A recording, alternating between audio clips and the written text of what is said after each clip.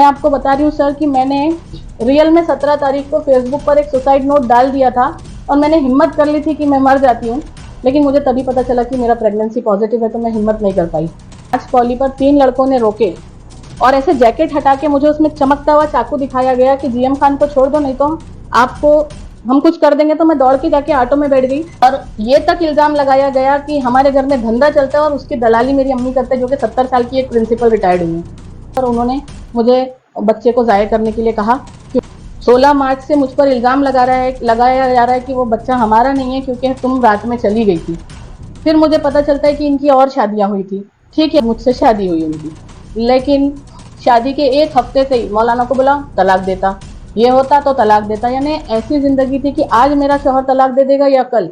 और शादी mister GM Khan से, जिनका नाम ओरिजिनल नाम है गुलाम गौस पठान, जाफरनगर में रहते हैं, उनसे हुई 9 महीने हो गए। दिसंबर में हुई थी। दिसंबर से मैं उनके घर बुखारा में रहती थी, कोराड़ी नाके के पास में। स्टार्टिंग के एक हफ्ते से ही उनकी अम्मी, उनकी बहन, उनका बेटा और बेटी जो कि शादीशुदा है, अपना बच्चा लेके हमारे घर में 1 महीने के लिए रहने आई थी। वो वहाँ रह रहे थे, लेकिन जैसे ही मेरे शौहर सरकते थे थोड़ा सा वहाँ से, उनकी अम्मी और उनकी बहन मुझे किसी न किसी तरीके से मेंटल टॉर्चर करते थे, या शौहर और बीवी के बीच में तमाशे लगाना। शादी के पहले ही हफ्ते से एक औरत जिसके हस्बैंड ने तमाशे करके, जबरदस्ती ये करके, सब तरफ से अरेंज करके शादी किए थे मुझसे, मैं उनके पीछे नहीं गई थी। रोना धोना तक मचा दिए थे उन्होंने मेरे घर में आके कि मुझे शादी करनी है करके। अच्छा, उनका भी पहली शादी नहीं है, मेरी भी नहीं है। हम एक दूसरे का पास जानते हैं, क्योंकि 2019 में जब मेरे एक्स हस्बैंड ने मुझ पर कंप्लेन किए थे जरी पटका थाने की, वो पूरा की पूरा केस मैंने, इनकी जो बहन है, वकील है वो पद्मा पठान, उनके पास गई थी मैं। बाद में मुझे कुछ समझ में नहीं आया, तो वो फाइल आज भी उनके पास है। वो पूरा केस जानते हैं मुझे। फिर जो मेरे जो हस्बैंड है, शादी के पहले उन्होंने मुझे मदद किए वकील के पास, जामिया अरबिया में, हर तरफ। और जब मेरा तलाक फंस के निकाह हुआ, उसके बाद मुझसे शादी हुई उनकी। लेकिन शादी के एक हफ्ते से ही मौलाना को बोला तलाक देता, ये होता तो तलाक देता। यानी ऐसी जिंदगी थी कि आज मेरा शौहर तलाक दे देगा या कल। और शादी के पहले इन्होंने मुझे बताए थे कि मेरा बेटा बिगड़ गया है, गलत संगत में आ गया है, इसलिए मुझे औलाद चाहिए, इसलिए मैं एक कम उम्र की लड़की से शादी करना चाहता हूँ। मेरी और इनकी उम्र में 12 साल का फर्क है। उसके बाद में मुझे डर लगता था कि अल्लाह अगर हमको औलाद ना दे तो ये मुझे छोड़ देंगे। फिर घर का माहौल ऐसा है कि हर एक छोटी छोटी बात पर ससुराल वाले तमाशा कर रहे हैं। फिर मुझे पता चलता है कि इनकी और शादियां हुई थी। ठीक है, मैंने भी एक्सेप्ट किया, उन्होंने भी एक्सेप्ट किया, ये कोई बुरी बात नहीं है। लेकिन ऐसे ऐसे इल्जामात लगने लग गए। मेरे शौहर ने मुझे कहा कि मेरे बिना कभी अगर तुम बुखारा के घर का गेट क्रॉस करोगी तो हमारा रिश्ता टूट जाएगा। मैं वहां ऑलमोस्ट 4 महीना रही। 4 महीने में मैं कभी किसी काम के लिए इनके बिना घर के बाहर नहीं निकली। पहले 1.5 महीना इन्होंने मुझे लाना ले जाना किए, फिर उसके बाद मैं जॉब करती हूँ, और उसके बाद में ऑटो भी इन्होंने ही लगा के दिए थे। मैं कभी वहां से निकली नहीं, चाहे बीमारी रहे चाहे ये रहे। बाद में इन्होंने कहा कि मेरी बीवी एक और है, भले ही मेरा उससे पटता नहीं, झगड़े होते हैं, तमाशे हैं, बच्चों को जुल्म करी उसने, बहुत सी चीजें ऐसी बताई, काफी कुछ रिकॉर्डिंग्स है मेरे पास। तो एक दिन मैं वहां रहूंगा, एक दिन यहाँ रहूंगा, बराबर हमारा चल रहा था। लेकिन मेरी सास और नंदे गंदे गंदे इल्जाम लगाना। फिर बच्चे का जब मैटर आया, मुझे लगा अगर जल्दी हो जाता है तो ये लोग बोलेंगे जल्दी कैसे हो रहा है, उस टाइप की भी बातें होती थी। और नहीं होता है तो मेरे शौहर मुझे छोड़ देंगे। हमारा ट्रीटमेंट तक हमने स्टार्ट किया, सब कुछ हुआ। और जैसे ही मुझे खुशखबरी मिली, मार्च में इतना तमाशा किए, मेरे सामने शर्त रखी गई कि जॉब छोड़ दो, अम्मी और बच्चे से मिलना नहीं, मेरा और कोई नहीं, मेरे घर में कोई मेल मेंबर नहीं है, इसीलिए मैंने शादी की थी। अब उसके बाद में मैं वहां नहीं रह सकती थी। वो जगह भी बहुत सुनसान जगह टाइप पड़ती थी, आसपास में कोई आता नहीं था। मैं 15 मार्च को अपने घर वापस आई अम्मी के साथ। 16 मार्च से मुझ पर इल्जाम लगाया जा रहा है कि वो बच्चा हमारा नहीं है क्योंकि तुम रात में चली गई थी। इतने गंदे इल्जाम। अच्छा, बच्चा किसी और का बताया जा रहा है। मैं 15 मार्च को वहां से आई। वो टेस्ट किट मेरे हस्बैंड ने ही मुझे ला के दिए थे, जो मैं वहां चेक नहीं कर पाई क्योंकि मैंने सुबह चेक करना था। और 15 मार्च को रात में 11 बजे मैं यहाँ आ गई थी। उसके बाद में सुबह मैंने चेक करके जब स्कूल में उनसे फोन किया तो मुझे बोलते हैं कि क्यों प्रेगनेंसी में तलाक नहीं होता क्या। उसके बाद 22 मार्च को इमरान मौलाना साहब के मदरसे में 2 नंबर नाके पे मीटिंग हुई। वो मीटिंग की पूरे ऑडियो वीडियो रिकॉर्ड जो सीसीटीवी का रहता है वो हमारे पास है, जिसमें मेरे शौहर साफ साफ कह रहे हैं कि ये मेरा बच्चा नहीं है, क्योंकि रात में समीरा जिसके साथ थी वो उसका होगा।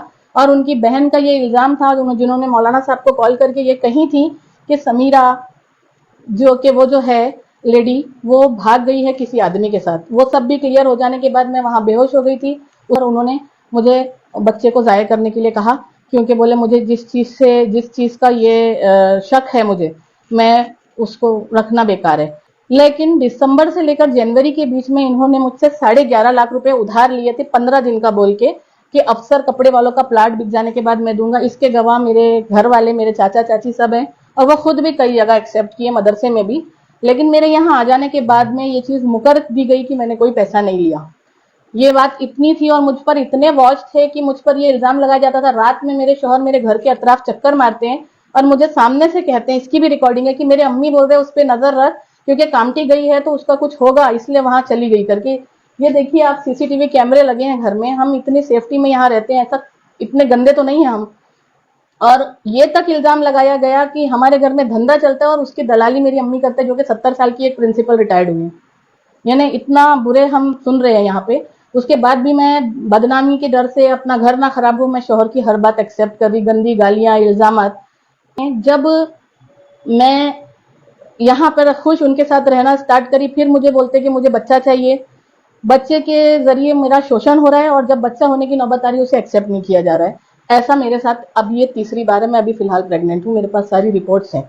उसके बाद मेरे साथ एक सबसे बड़ा मैटर ये हुआ है कि मैंने 8 अप्रैल को पहला ईमेल जो है सीपी साहब को की थी कि मेरे शौहर जो है मेरे साथ में बहुत नाइंसाफी कर रहे हैं और वो मुझ पर इतना शक करते कि मुझे घर से निकलने नहीं दिया जाता। तो मैं आपको ईमेल कर रही हूँ क्योंकि मेरा निकलने के चांसेस नहीं है। तो वो ईमेल कामटी पुलिस स्टेशन में आया और वहां से जब मुझे बुलाया गया, उस वक्त जो एएसआई मैडम थी वो छुट्टी पे थी। वो बोल रही थी मैं 10 दिन के बाद आती हूँ। तो मैंने वो 10 दिन में 19 पेजेस लिख कर अपनी पूरी आप बीती वहां पर एज ए बयान लेके गई। उस पर ओसी नहीं दिया गया और मुझे ये कहा गया कि हम आपका पैसा वापस अगर दे देता है वो, तो आप यहाँ तलाक दे दो। यानी ये कुछ नहीं बढ़ा। फिर मैं पर्सनली मई में सीपी साहब से मिलने गई। सीपी साहब को जब मेरे साथ एक और गए थे राकेश एंथोनी, उन्होंने भी बात करे। सीपी साहब ने कहे कि 420, 498, 506, 507 लगता है, और जो है पढ़ो और कलम क्या होती है। और कामटी के पीआई साहब को वहां बुलाया गया, मुझे वहां 1 घंटा रोका गया। सीपी साहब के बोलने के बाद भी कंप्लेन मेरी 420 की रजिस्टर नहीं की जा रही थी और मुझे एक गंदी नजर से वहां पे देखा जा रहा था या गलत तरीके से ट्रीट किया जा रहा था। मुझे समझ में नहीं आ रहा था ऐसा क्यों हो रहा है। सिर्फ इसलिए हो रहा है कि ये मेरी और उनकी पहली शादी नहीं थी। तो एक औरत के साथ वहां मुझे खुद वहां के एक वरिष्ठ अधिकारी का मेरे पास में बयान है, रिकॉर्ड है, कि वो कह रहे हैं कि मैडम आपके हस्बैंड ने आपके बारे में बहुत गंदा गंदा कहा था, हमको लग रहा था आप अच्छी औरत नहीं, इसलिए हम ध्यान नहीं दे रहे थे।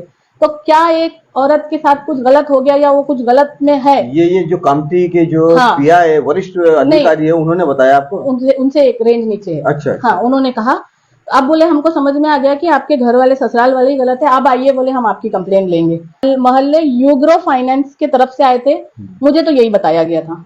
जब उन्होंने लाए तो 15-20 पेपर्स थे, उस पर मुझसे साइन लेते जा रहे और मेरे शौहर बिल्कुल यहाँ बाजू में बैठे थे। मुझे थोड़ा डाउट हुआ। उनके जाने के बाद मैंने जब यूग्रो वाले को फोन लगाई तो वो मुझे रिस्पॉन्स नहीं दे रहे, मेरा फोन ही नहीं उठा रहे। और जस्ट उसके दूसरे दिन वेरिफिकेशन के लिए लोग आते हैं, ये घर कितने का है, आपकी इनकम कितनी है, वो स्कूल का, इसका उसका सब, यानी वेरिफिकेशन ऐसा हो रहा है जैसे लोन मैं ले रही हूँ। जब मैंने मेरे शौहर को बताई तो मेरे शौहर बोलते हैं कि बोल देना ना मैं ले रही हूँ करके, क्या मसला है। मतलब मुझे घुमाया जा रहा वहां पे भी। पहले ही वो 11.5 लाख का कोई चांसेस नहीं था, ऊपर से 50 लाख का ये लोन, मैंने हमको टोटली बर्बाद करने के ये तमाशे चालू हुए। ऐसा करते करते जब मैंने 14 अगस्त को उस फाइनेंस वाले को कही कि अगर आपने मेरा पेपर लगाए तो मैं पुलिस कंप्लेन कर दूंगी, तो शायद उन्होंने मेरे शौहर को बता दिए। 15 अगस्त को सुबह मेरे शौहर का कॉल आता है मेरे स्कूल में कि अगर मेरी जो घर में बीवी है उसका अगर कॉल आता है शगुफ्ता का, तो वो जो भी गालियां बकेंगी सुन लेना। तो मैंने उनसे कहा कि भाई आपकी अम्मी की, आपके बेटे की, आपकी बेटी की, आपकी, हर किसी की गालियां मैं सुनूं तो मेरी गलती क्या है। लेकिन उन्होंने कॉल करी, धमकी भी तक दी गई मुझे, बहुत गंदी गालियां। जो लोग मेरी मदद कर सकते, धमकी क्या कारण से दी गई? छोड़ दो मेरे शौहर को। तो मैंने तो जबरदस्ती शादी नहीं की थी, वो खुद आए थे। और जब मैं 4 महीना बुखारा में रह रही थी तब वो लेडी एक्सेप्टेड थी, एक दिन वहां एक दिन यहाँ। तो अब क्या मैटर है, अब एक नया मैटर, 9 महीने के बाद एक नया मैटर।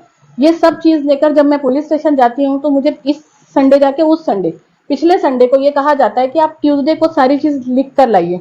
नहीं, पहले आइए, हम आपका बयान लेते हैं।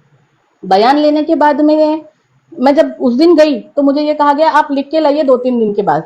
जब मैं 2-3 दिन के बाद वो पूरा टाइप करा के ले गई, मैं एक वर्किंग लेडी हूँ, मैं 9 घंटे घर के बाहर रहती हूँ, और उसके बाद मुझे घर भी देखना है। लिखना टाइप कराना बहुत मुश्किल होता है मेरे लिए। मैं 9 पेज जब टाइप करा के वहां ले गई तो मुझे बयान नहीं लिया गया, और बयान की जगह मेरा इतना छोटा सा एक बयान लिया जाता है। ये मेरी 9 पेज की टाइपिंग का ये एक बयान, जिस पर सीपी साहब ने कहा था कि 420 हर हाल में लगता है, क्योंकि पैसा लेकर मुकर गए हैं और उल्टा इल्जामात लगा रहे हैं। 10 लाख का चेक उन्होंने दिए थे उस वक्त मुझे, जब क्लियर नहीं हुआ तो वो नहीं लिख रहे। पैसों का मामला तो लिख ही नहीं रहे, 420 आज भी नहीं लिखे। और फ्राइडे को 26 आई थिंक 26 को मेरी एफआईआर हुई है। ये एफआईआर मुझे जो मिली है वो सिर्फ 498 की और 377 और 34 की। आज भी मेरा 420 नहीं लिखा गया सीपी साहब के आदेश के बाद भी, और यहाँ मुझे कामटी में सपोर्ट नहीं हो रहा है। और आज 8वां दिन है, 8वें दिन में मेरे हस्बैंड का ना अरेस्ट हुआ है, ना उन तक की ये खबर गई है, कुछ भी नहीं है। मुझे बार बार बुलाया जा रहा है, बैठाया जा रहा है। मैं प्रेगनेंसी में हूँ, मेरा मेडिकल हो गया, मैं कैसे अरेंज कर रही हूँ मैं जानती हूँ। मेंटल स्ट्रेस अलग है, और शादी के पहले से मेरे शौहर को पता था कि मैं पैनिक अटैक पेशेंट हूँ। मैं कैसे रहती हूँ मुझे मालूम। अभी आप देख रहे होंगे मुझे पसीने छूट रहे हैं, मैं बहुत तबीयत मेरी रात से खराब है। और 17 तारीख को मेरी जो इनकी जो वाली वाइफ है, उसके कहने के बाद मुझे 17 तारीख को 5 कॉली पर 3 लड़कों ने रोके, और ऐसे जैकेट हटा के मुझे उसमें चमकता हुआ चाकू दिखाया गया कि जीएम खान को छोड़ दो, नहीं तो आपको हम कुछ कर देंगे। तो मैं दौड़ के जाके ऑटो में बैठ गई,